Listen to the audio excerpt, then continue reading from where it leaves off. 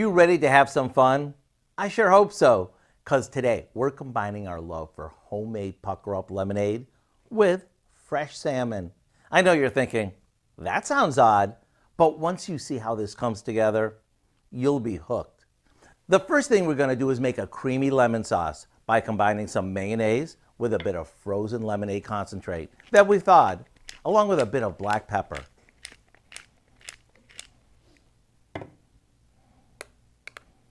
We'll set that aside for a sec while in a large skillet, we heat the rest of the lemonade concentrate with some water. Once it's boiling, we lower the heat and add our salmon fillets. You want to cook this until the fish flakes easily, which takes about 8 minutes.